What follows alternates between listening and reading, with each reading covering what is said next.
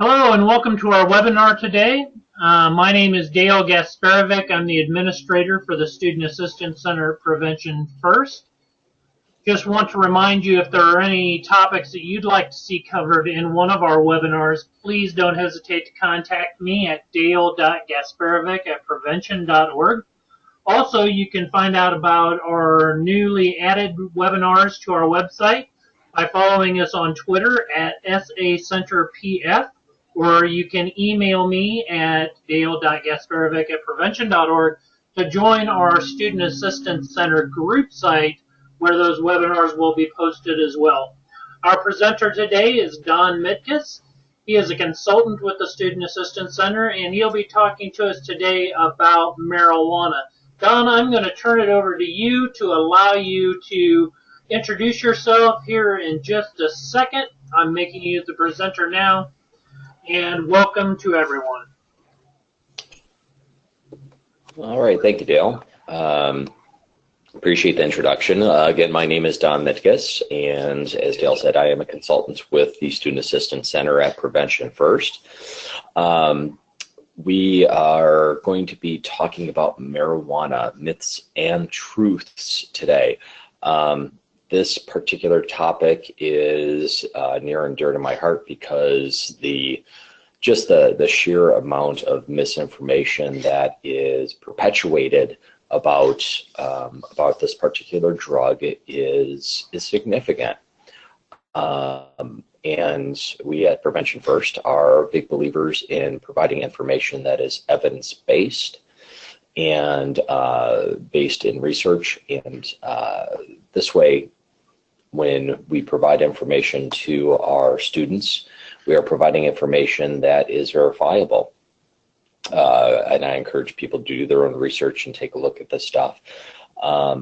When you provide information that both the pro-use and the anti-use side of the equation both utilize propaganda about this particular drug in general to make their points. And the problem with using propaganda or half-truths or exaggeration is that when someone finds out the truth or what you're telling them is the truth bears out to not be the truth, any value in that information to help them make good decisions whether or not they're going to choose to engage with this drug has been called into question. So we're going to talk about some myths, we're going to talk about some facts, what we do know, and there are things that we don't know yet, but there are some things that we do know, and talk about some of the more popular myths. So what we'll be looking at today is some facts about marijuana, talk about the effects, dangers, and negative risks associated with it, and then help you empower you and your students to take control of your physical and emotional health early, and discuss ways to resist using drugs. There's a lot of information to cover, and I hope to be able to get through it in the next 55 to 60 minutes. So just to talk about some general information, some current trends in adolescent substance use and abuse. U.S. teens, the trend, and any information you get is going to be a couple of years old. That's just the reality of it. Gathering information, survey information from large masses of people takes time to filter down into to be able to be in a usable form. So this is from the Monitoring the Future study. This is from 2012. And it says U.S. teens are less likely to use cigarettes and alcohol currently, but are more likely to use illicit drugs. But the thing to keep in mind is that teen drinking is still certainly one of our largest problems. One of the popular arguments of pro-use folks is that alcohol is worse than marijuana. Well, part of what we'll talk about today is that it's a fallacious argument because it's comparing apples and oranges. They do two different things. Yes, both cause a mood alteration, but they're going to have two different impacts. And one is not necessarily worse than the other, but certainly their impact on a short-term basis is going to be different. doesn't make one better or worse than the other, because they both have their risks associated with use. So marijuana. So it was originated in China about 10,000 years ago, and it was first used as food. So it was cultivated as a crop. And our first indication from any sort of documentation or documents is that it was the first use of it to alter mood was about 6,500 BC. So about almost 9,000 years ago. There was documentation that was used as a medicine as early as 2700 BC. First written use for social hospitality was in 200 AD. As a plant, it was utilized as a source to create ropes and sails in as early as 3rd century Rome. And in as far as long as 600 years ago in Africa, it was utilized for religious, social rituals and medicinal purposes. In George Washington, and this is again something that's brought up by pro-use advocates, is that it was a cash crop in colonial times, and it was because the plant was useful in creating things like rope and clothing. So it's not to say that the plant doesn't have uses, but its uses were back in those times were primarily for goods, not for recreation. So it's what is it? The form that's used to cause the mood alteration, grain, brown or gray mixture of dried shredded leaves from the cannabis plant. The most common, and there's a couple of strains of cannabis, but the most common is the cannabis sativa plant, which is grows fairly well in North American climate. There's also a strain called Cannabis rustica that's found primarily in Asia and in the former USSR and Russia. Goes by many names. There's probably more names for marijuana than any other drug. And there are stronger, more distilled forms of the plants or plant material that have a stronger mood altering effect. Sensimilia, which is a genetically engineered strain of the cannabis plant that has a higher THC content, which is pretty useless for things like rope or the stuff that historically hemp has been used for, but has a higher THC content, which in THC is the chemical that causes the mood alteration in the brain. Hashish, which is the tarry resin that collects in the buds of the plant, and hash oil, which is the oil distilled from the tarry hash substance. Hashish has THC content up to 20 to 30%, and hash oil can be almost 80% pure THC, and has some very powerful mood altering effects. Hey, Don, yes, I've been hearing some rumors about hash oil being used in the electronic cigarettes, kind of vaping it. Well, vaping has been has been around for, gosh, I first ran into it about 10, 12 years ago for use for using marijuana, hash oil as a way to avoid the carcinogenic smoke that's caused by igniting the material. So I wouldn't be surprised. Hash and hash oil have been used in vaporizers for quite a long time, and I'm not surprised that they're being used in the e-cigarettes.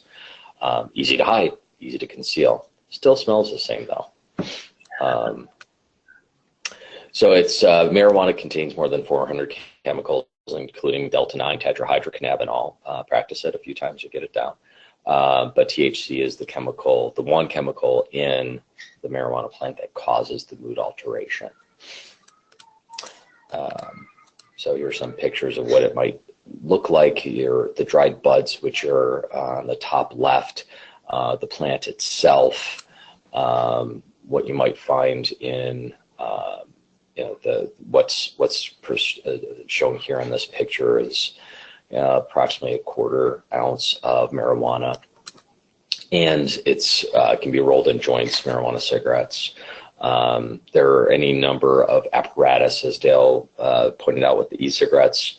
The types of apparatus for using marijuana are almost as multitudinous as the different names for marijuana. So there are a lot of different ways that people will ingest this particular chemical,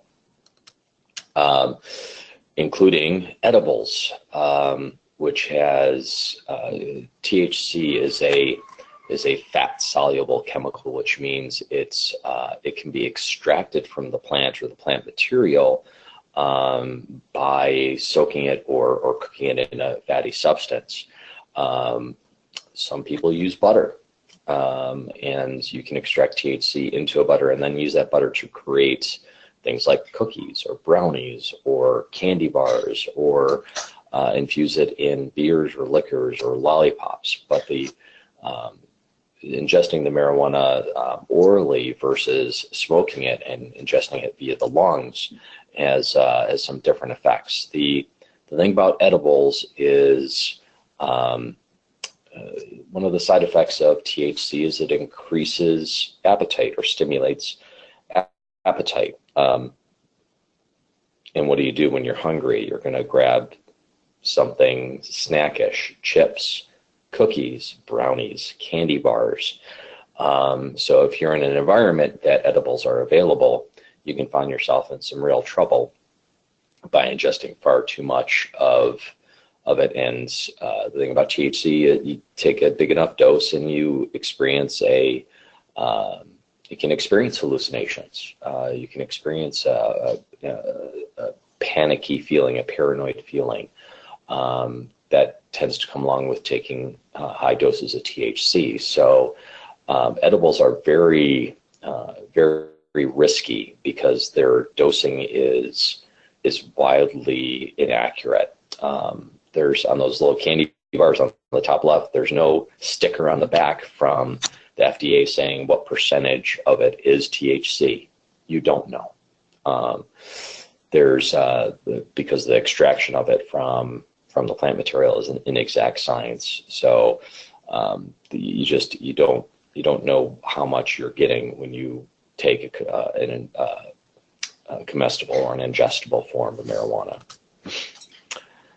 So here's one of the big debates between pro-use and anti-use. Is marijuana addictive? Repeated use can lead to addiction, which means the definition of which is that people have difficulty controlling their drug use and often cannot stop even though they want to. Even though the use or the consequences from the use of behaviors that result of the use or pursuing the use makes their lives unmanageable. Anything that alters mood, it has the potential to cause a dependence. And marijuana is no different. There's often an argument that is marijuana, it's not physically addictive. Well, frankly, that's not true. And we'll talk a little bit about that. So the chances, the risks come along with, for marijuana, about 1 in 11 people who use it become addicted. So, and speaking of marijuana withdrawal, once you stop, the thing about THC being fat soluble is that your body has a harder time breaking it down. When you're talking about a drug like heroin or alcohol, which are water soluble chemicals, your body is very adept at breaking down and eliminating water soluble chemicals. It's easier. Therefore, it gets out of your system quicker, which means that your body is going to have a withdrawal syndrome that it manifests quicker and more intensely than something like marijuana, which again, fat soluble chemicals your body has a hard time breaking down. So one of the reasons why THC is detectable in a urine drug screen for a much longer period of time than something like alcohol or heroin or cocaine. So the elimination from your body is a much longer process. So the withdrawal from it can, after ceasing heavy cannabis use, peak withdrawal symptoms manifest. It can be days or weeks before before that someone starts to experience the worst of the withdrawal symptoms. But they can include mood swings, increased irritability and anger, decreased appetite, anxiety, restlessness, sleep difficulties, depressed mood. These are all things that can come along with stopping marijuana use, physically speaking. So these symptoms, some of these symptoms can persist long after the acute withdrawal or that first 4 weeks or so has passed. And that's more of what we call a post-acute withdrawal, and that has more to do with your brain kind of readjusting to the absence of that chemical in the body, and doing certain things for you because you've been putting in your body frequently and with regularity, and it causes someone's particularly coping skills with difficult situations or strong emotions to deteriorate without its use. So when you take that away, you have to relearn or reactivate those skills or those brain systems to take its place. So the post-acute withdrawal can persist up to a year. Psychological symptoms, so the physical withdrawal symptoms are often over within 4 weeks or so. Don, you mentioned the fat solubility and drug screens. Some folks may remember a few years ago there was a kind of a national story about somebody who had been fired from their job for testing positive for marijuana. Mm-hmm. And it turns out that they had smoked marijuana back in the 60s, and they'd gained a significant amount of weight. And their company put in a fitness facility and a progressive kind of benefit program that encouraged people to lose weight. Well, one of those people lost weight and then tested positive for pot and hadn't smoked since the 60s because it had been re-released into the bloodstream due to their weight loss. And when you're looking at something like that, you have to look at the sensitivity of the drug screen. Right. There are some drug screens that will test, and these are the screens like that they use for Olympic athletes and such, which will test down to 1 nanogram. And a nanogram is a millionth of a gram. And those sensitivities it's far too sensitive to determine whether or not someone has directly used. We have cutoffs. We consider anything over 50 nanograms to be indicative that someone has used marijuana directly themselves. Anything under that, particularly anything under 20 nanograms, can be explained by other things such as a contact high, being around other people that are using marijuana. That's why we have these screening thresholds, so to speak. So it's, anything under 20 nanograms can be explained by something other than direct use, and or long, weight loss, where it's slowly releasing this stored up THC, so to speak. Because that's the thing about THC, is that it doesn't. And I would be skeptical about the person's story in regards to it, just from the standpoint that THC doesn't go into the fat molecules. It doesn't get absorbed into a fat molecule. What happens is that if you're ingesting more marijuana more than once every 7 to 10 days, you're not giving your body a chance to process that dose out of your body. So it's got to go and sit somewhere. And where it goes and sits is it clamps onto a cell that has a high lipid or a high fat content. And that's not just body fat. A lot of cells in your body have a high fat content, including brain cells. which is where, including your immune system, your white blood cells have a high lipid content. So it'll go and attach itself, that molecule will attach itself onto one of those cells, but it's not actually being absorbed into the cell. It's hanging along for the ride, so to speak, and kind of gumming up the works until your body says, okay, well, we've worked on this particular batch. Now let's start, we're going to work on the rest of it, so to speak. So it's, someone who says that they smoked 30 or 40 or 50 years ago and lost weight, and now it's releasing the THC is likely not telling the truth. Because just from a biological perspective, it's not how it works, so to speak. That THC that's hanging onto high lipid content cells is just waiting its turn to be processed out of the body until it takes its turn through the liver and gets kind of peeled off and processed out. So that's, yeah, I would, anyone who, we had a pilot who came in for an assessment who said that he tested positive for THC because he ate a poppy seed bagel. Frankly, that's not even what a large amount of poppy seeds would trigger on a drug screen. So it's, yeah, there's a lot of mythology around it, and because people are not necessarily well informed or understand it, will believe erroneous assertions by people who are simply trying to avoid the consequences of their behaviors. So marijuana can lead to many negative effects on your health, your social life, your future. Is it harmless? It's not harmless. Nothing that alters your mood is completely harmless.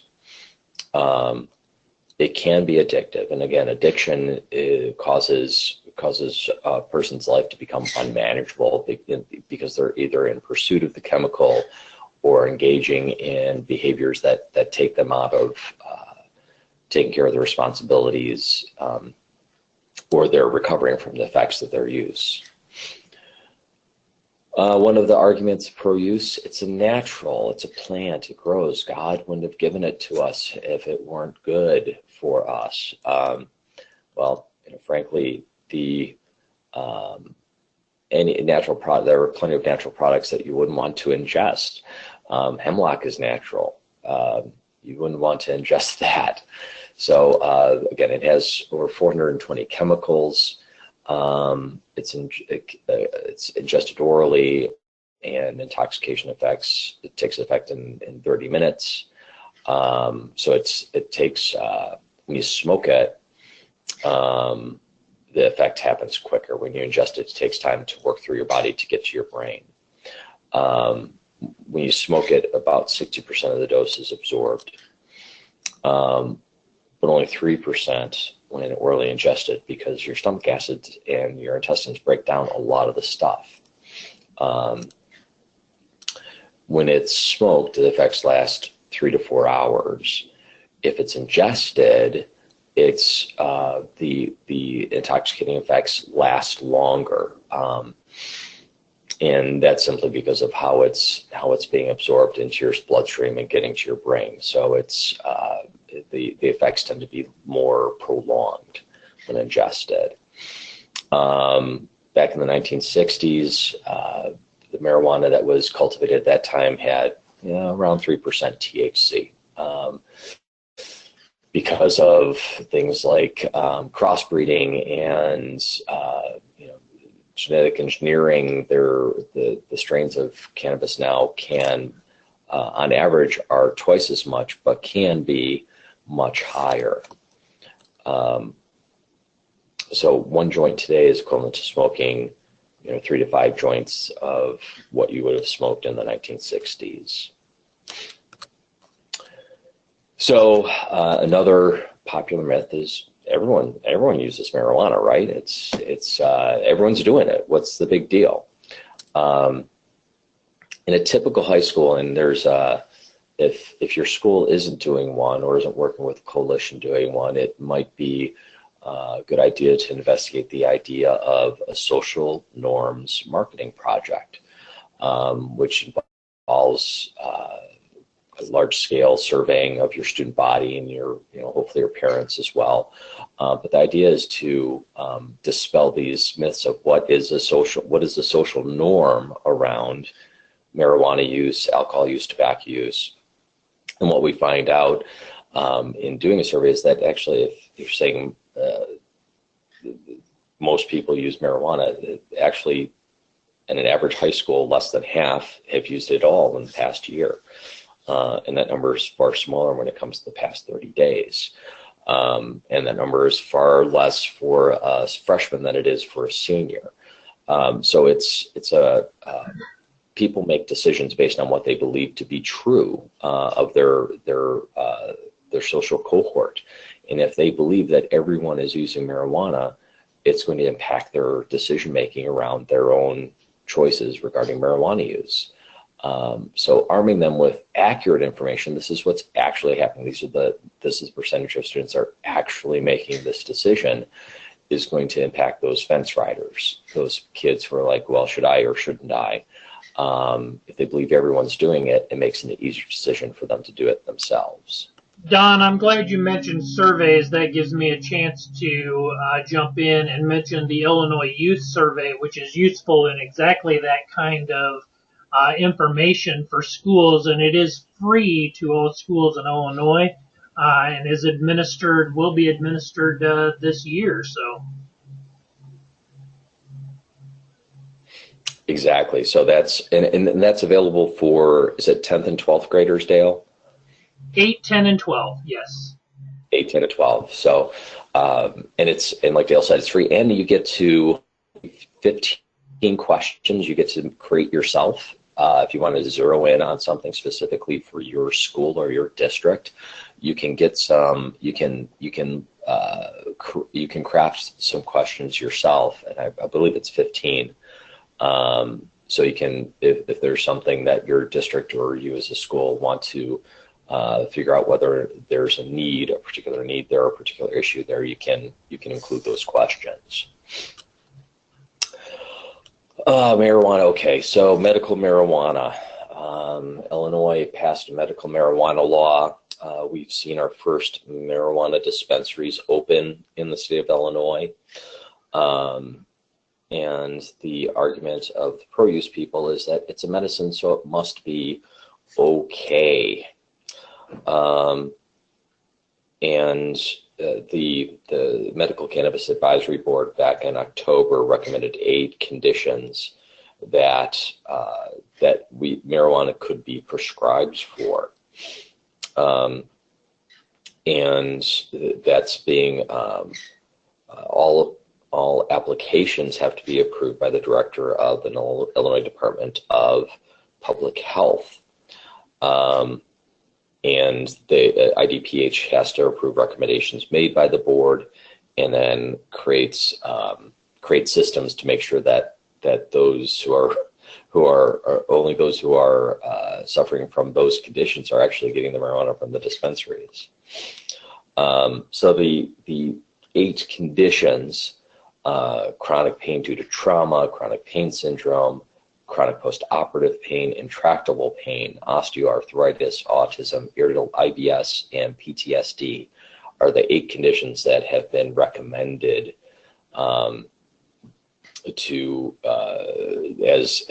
as being appropriately prescribed marijuana as a medication to deal with, intractable pain. I mean, that's one of the things it is good for medicinally is alleviating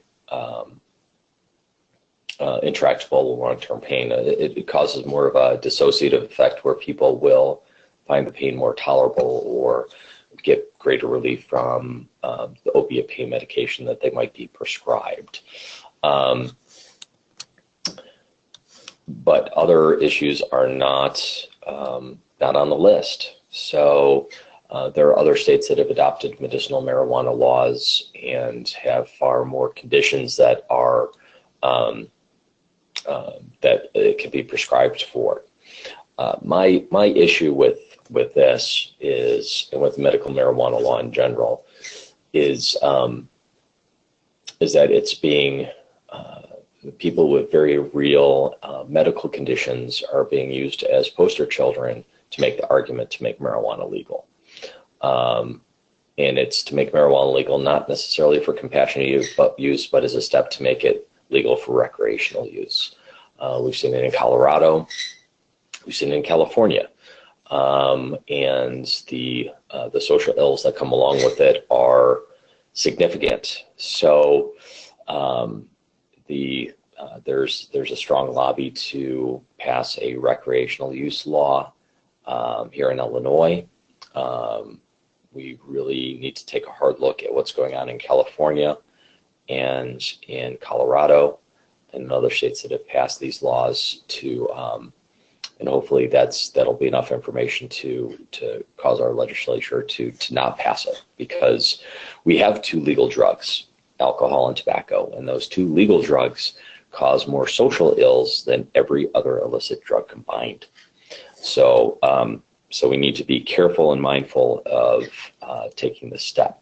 That being said, marijuana does have some medicinal uses and can provide pain relief, can provide nausea relief for patients that are going through chemotherapy. They say, the pro-use people might say it cures glaucoma. It doesn't cure glaucoma, and you pretty much, to get glaucoma relief from marijuana, would have to be high all the time. And the negative impact of that is not doesn't outweigh the outweighs the benefit you would get from the drug for glaucoma relief. All right. So major effects of the drug, short-term effects, physical, can range from relaxation to sedation. Eyes get bloodshot. It causes capillaries to dilate. Coughing, lung irritation. It does, again, provide some pain control, increased appetite. It does cause a loss in muscular coordination. There was a study done over 20 years ago with where they took race car drivers, had them drive in a racing simulator, a driving simulator, measured the accuracy of their driving, number of mistakes made, gave them one marijuana cigarette, one joint, measured the amount of mistakes they made while intoxicated, and also measured mistakes that they made 24 hours later, long after the high was gone. And what they found was that even at 24 hours after their use, there was still their ability to perform as a driver was impaired compared to when they were completely sober. It does decrease blood pressure, decreases in pressure behind the eyes, increases heart rate, impaired tracking ability. So one of the, if you've ever seen someone pulled over on the side of the road or watched an episode of Cops and someone getting a field sobriety test, there's an interesting field sobriety test that could be done with THC. Tracking ability means tracking by the eyes. So if you move an object across someone's field of vision and their eyes are lagging, following it, that could be a sign of being under the influence of marijuana. The other thing is, if you move an object towards someone's nose and ask them to keep an eye on a tip of a pencil or a pen, someone who's sober, if you do that, their eyes will cross when the object reaches their nose. When someone's under the influence of marijuana, involuntary reaction, that object gets to their nose, one eye will go in, like cross, but the other one is unable to. Why that is, I'm not quite sure, but it's an involuntary muscular reaction to being under the influence of marijuana. There's also a temporary disruption in the secretion of testosterone. So again, these are fat-soluble chemicals. Your reproductive organs are mainly lipid tissue. So regular use of THC will impact your reproductive system. So mental effects, mild to moderate dose confused, feeling of deja vu, drowsiness, disruption in short-term memory. Strong doses can result in stimulation, giddiness, distortions of perception, and very high doses. Again, when we're talking about edibles and consumables, they can get a very strong dose unwittingly. The feelings of movement when sitting still, visual, auditory hallucinations are possible as well. Marijuana is classified as a central nervous system psychedelic, which means it alters your perception of the world around you. In smaller doses, it impairs your impairs your perception of the passage of time. Time seems to drag on when under the influence of marijuana. With strong doses, it can cause auditory and visual hallucinations. Mental effects can also depend on the setting that someone is in. So if someone is in a particularly anxiety-producing environments, then their experience can be very anxiety-provoking and panicky when they're under the influence. It can exaggerate the person's mood. So someone in a bad mood or angry mood tends to get more irritable and angry, not necessarily happier. So the expectation and the setting that someone uses in can greatly impact what kind of experience they have with that when under the influence of of cannabis. So potential adverse psychiatric reactions. If someone is, again, we talked about hallucinations, but if someone has a predisposition to paranoid ideations or suspiciousness or delusions or psychotic disorder or an anxiety disorder, regular use or use of large doses of this can trigger those predisposed conditions. Particularly anxiety. If someone has a predisposition to an anxiety disorder, their experience with marijuana can be very panicky and anxiety provoking. Long-term effects. Yes, Dale. That seems to align itself with an argument against its use for post-traumatic stress disorder. It does. It does. It's very controversial, the use of it for those that suffer from PTSD, because PTSD is an anxiety disorder. Mm-hmm. So the long-term effects, although an argument can be made, and truthfully so, that there's not been a documented case of lung cancer from use of marijuana, it does cause respiratory problems and is an irritant to the lungs. Causes the same amount of lung irritation. 4 joints is, well, 1 joint is approximately 5 cigarettes worth of lung irritation. It can depress the immune system, which, as I had mentioned, your white blood cells are mainly lipid tissue, and white blood cells that have molecules of THC attached to them have a reaction time similar to a person who's under the influence of marijuana. Their sense of urgency is diminished. Their response time is diminished.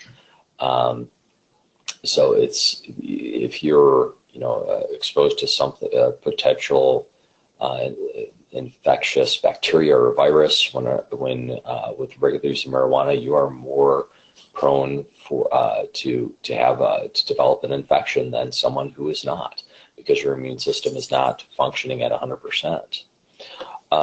And acute and chronic bronchitis is something that often occurs with regular marijuana use. Part of that is the lung irritation. Part of it is the molds and spores that go along with smoking of plant material.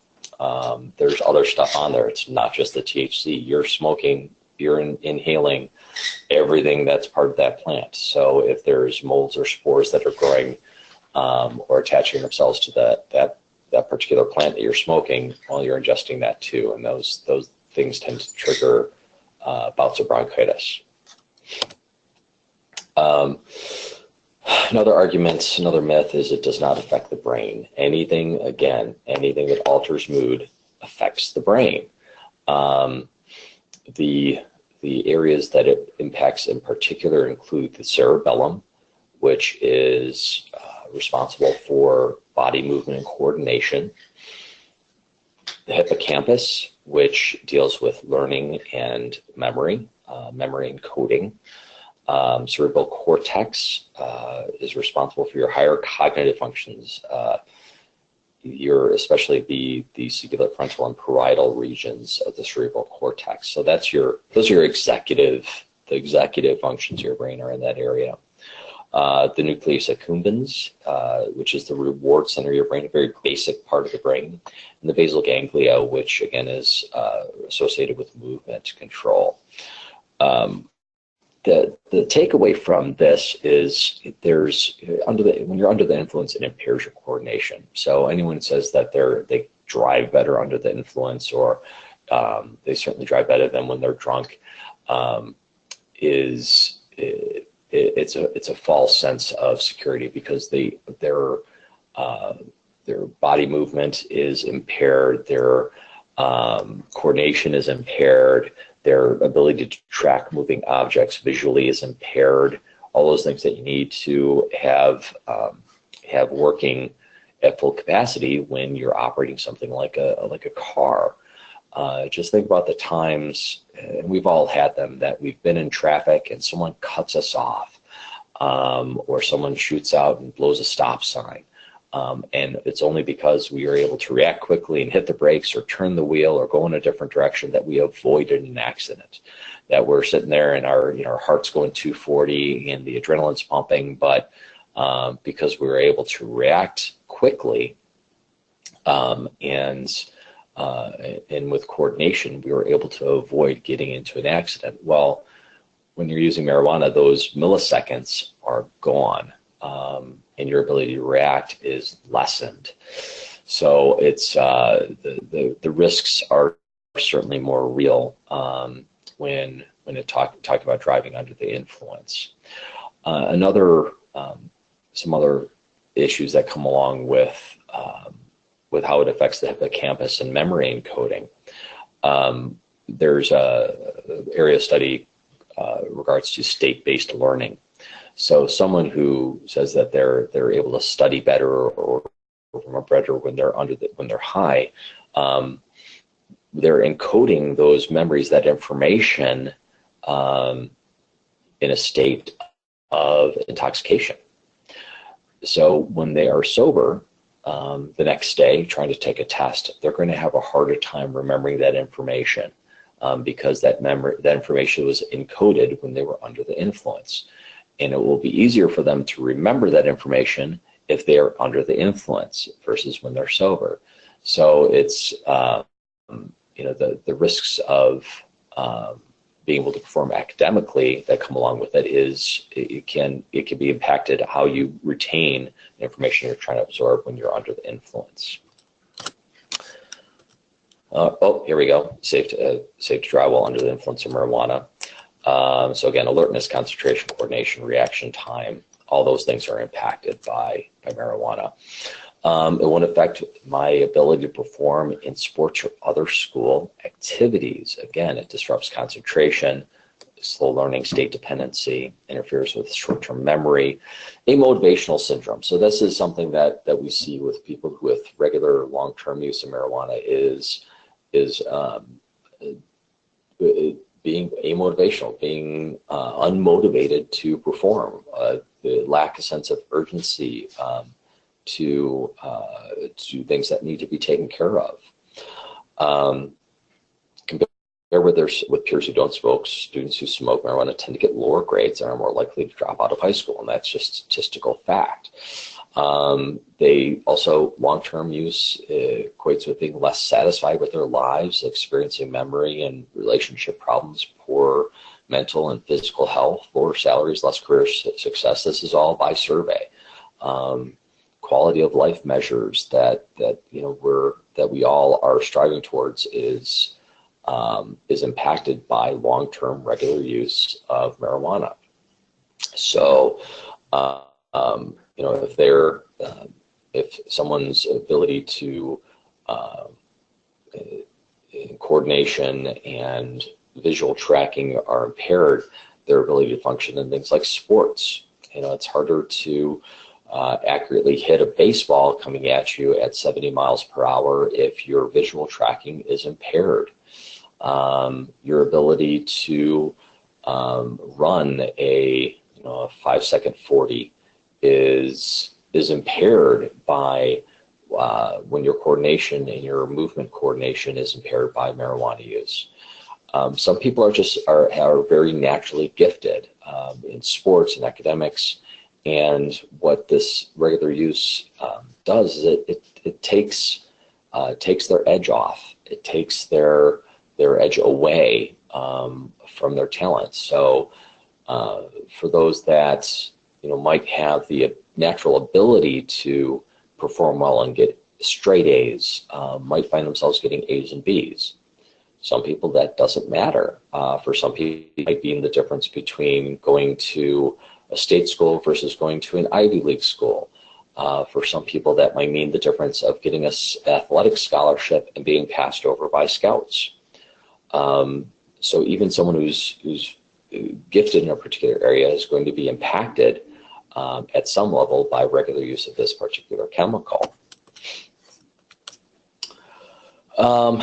As we talked about, it's high doses of marijuana can cause psychosis or panic. Those that say it makes them relax or helps them deal with stress. High doses can cause panic disorders or panic attacks. The acute psychotic reaction, that tends to happen at very high doses. It doesn't happen very often, but it could. Or for those that have a genetic predisposition to a psychotic disorder, family history of schizophrenia, family history of bipolar, regular marijuana use can impact that, or they are more likely to experience these very serious adverse reactions to it. What is substance abuse? So trends and treatment for adolescents. We look at use of substances in a continuum that starts out with experimental use. So all kids are curious. That's by our nature as human beings. We are sensation seekers. We are trying to figure out in our childhood and adolescence what makes us tick, what do we enjoy, what motivates us, what gets us jazzed up. So we do this by experimenting with different things that alter our mood, and that can mean sports, it can mean engaging with a social cohort, or it could mean chemical shortcuts like experimenting with alcohol or other drugs. For most, experimental use occurs in a social context, but it can happen alone out of curiosity. The thing about experimental use is it's by its name, it's an experiment. Somebody tries something out and see what it's going to do for them. And once you experiment with something for 1, 2, 3 times, you've gathered enough data to figure out whether or not you're going to continue to engage with it. And guess what? The experiment is over. You've collected your data. Now you're making an informed decision and making a choice whether or not you're going to continue to use this stuff. So it says one-time use of any substance. I would say that an experiment, typically you got to repeat an experiment in order to collect good data. So it's one time is some data, but a good data set is usually 2 or 3. So I would say 1 to 3 times if someone's going to be have finished that experimental use stage. Abuse. Use of substance for getting high, boredom, or relief of any kind. Sensation-seeking use. Compensatory use, so the using of a substance to deal with an emotion, to either to push it down or suppress it or alter it. Continuing, this is the key one. Continued use despite any negative consequences. That really is the key. Although these are all potential signs of abuse, the real key to substance abuse is continuing to use despite any negative consequences.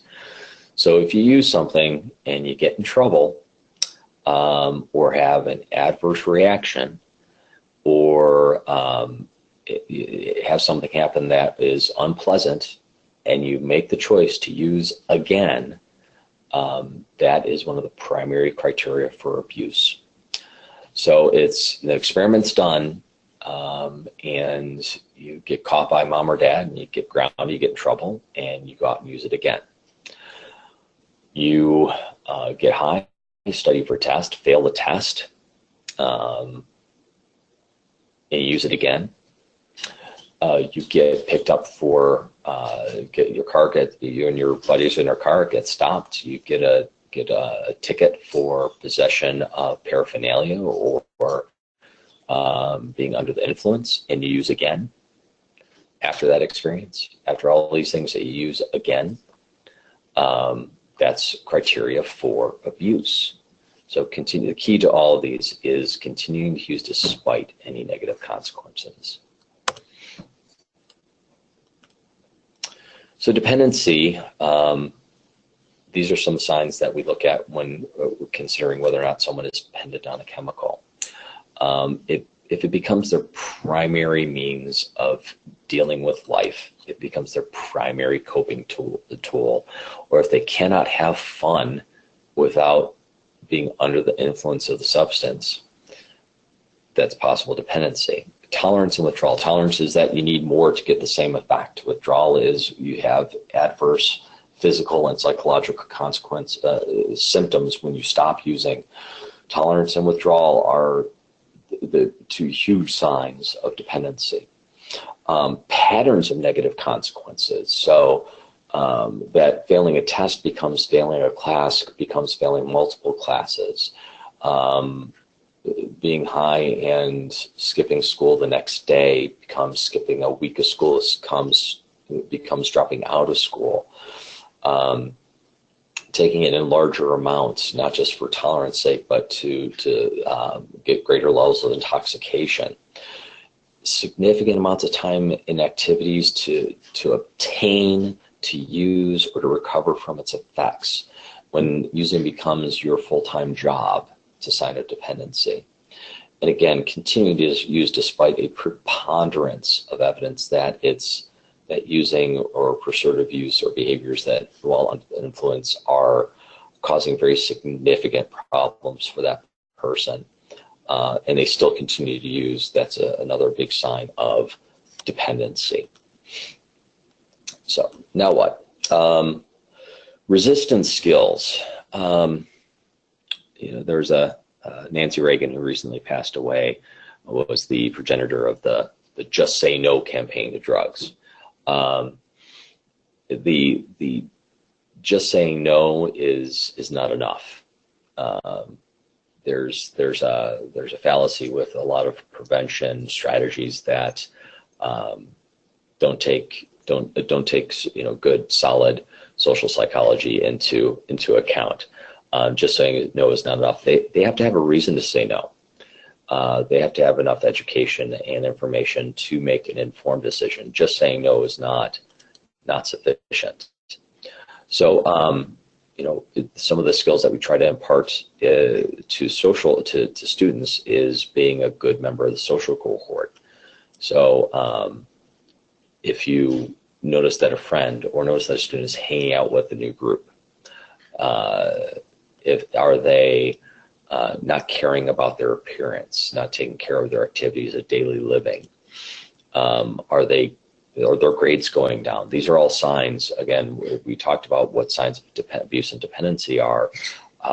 These are some very real and concrete examples of what someone might be doing if they're abusing or dependent on not just marijuana, but any chemical. Think about criteria for substance abuse and substance dependency. It doesn't matter what the substance is. It's the behaviors that are the warning signs that someone's in a maladaptive pattern of use with something that's mood altering. Losing interest in favorite activities, dropping out of sports, dropping out of clubs, dropping out of social activities, getting in trouble with the law, getting in trouble at school, repeated trips to the dean, in school, out of school suspensions, having different eating or sleeping habits, less interest in eating, sleeping in ever increasing amounts or sleeping in less amounts, and having more conflict. The thing about dependency and abuse is that in order to engage in these behaviors, it often requires deception. It often requires lying to those that are close to you, like your parents, like your siblings, like your close friends, in order to protect their ability to use or engage in the behavior. So the thing about lying is that when you get caught in a lie, it causes conflict. If you're breaking the rules at home, it causes conflict. So having increased conflict with the significant in their life is a sign that something significant is going on. So what do? Talk with them. People don't change unless there's a reason to, that there's a motivation to, that there's something pointing out that something is wrong. Their behaviors become, to them, subjectively become normal. So unless there's some outside force saying, hey, this isn't normal, this is, then they're not necessarily going to have the insight to do something different. So talking, being a good friend, being a good peer support, or being a good member of their school community, a teacher or social worker, talking to them, not judging, talking with them, finding out what's going on, taking an active interest, being an active listener, engaging them, again, not judging them, because they're looking for a reason to put up the defenses. For students, encouraging them to tell another trusted adult, encouraging them to talk to the resources in their school, a school counselor, school social worker, teacher, again, a trusted adult. Other things that they can do, if there's preponderance of evidence or preponderance of concern by a group of people, is engaging the helping systems within the school. If you have a student assistance team, making a referral. If you don't have a student assistance team, engaging with the social worker, counselor, school psychologist. There's usually one or a team of people in your building whose task it is to intervene with kids that are struggling. So engaging those people and letting them know, hey, I've got a concern, and let them handle it. Let them investigate. Pick up that baton and run with it. Investigate. Find out what's going on, and intervene with that kid. So as anyone, if some things that you can tell kids is, hey, has anyone voiced these things to you? Has anyone said that maybe you should hang out with different kids? Hey, maybe you should, put on a fresh shirt. You've been wearing that one for a week. Commented on your grades. Has anyone said that to you? Hey, we're worried about you, that you're missing classes or skipping school, losing interest in your favorite activities. Hey, we haven't seen you around in a while at basketball. What's going on? We had a pickup game and we were counting on you, didn't get there.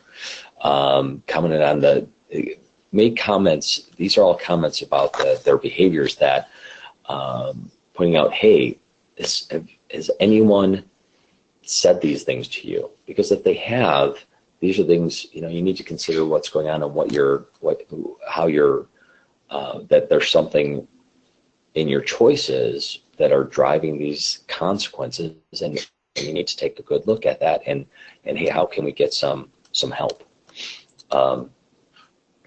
So again, talking to someone, we talked about these. So engaging other helping professionals. Sometimes it's a doctor, sometimes it's a parent, but getting someone who is trusted, who can get that kid some help. In a school setting, that's your helping team. That's engaging if you're on the helping team, that's getting the parents involved. That's getting and motivate. And oftentimes, students that are experiencing issues, behavioral health issues, drug, alcohol dependency issues, there's a very real possibility that there is someone in their environment that is suffering from that very same issue. Could be a parent, could be a sibling. So you have to be sensitive to that sort of stuff, and be careful about how you address this with family members. But if someone is having is use of marijuana, or again, any drug, is getting to the point where it's impacting their ability to function on a day-to-day basis, something's got to be done. And that's where, the helping team comes into play. That's where engaging the parents come into play, motivating them to get their child to some place that can do an appropriate evaluation, and get them connected with the help and resources that they need to make some different choices. That's about it. Thank you for your attention. If you have any questions, do feel free to email Dale or myself, and we would be happy to answer those for you. Thanks again, and look forward to our next webinar. Thank you, Don. I appreciate the information. I hope everyone who is viewing this finds it a beneficial use of their time in addressing the students with which they work. I appreciate your attendance today, and we will see you next time on our webinar. Again, if you would like to suggest a topic, you can email me at dale.gasparovic@prevention.org, or follow us on Twitter and or at our Student Assistance Center group site. Thank you very much.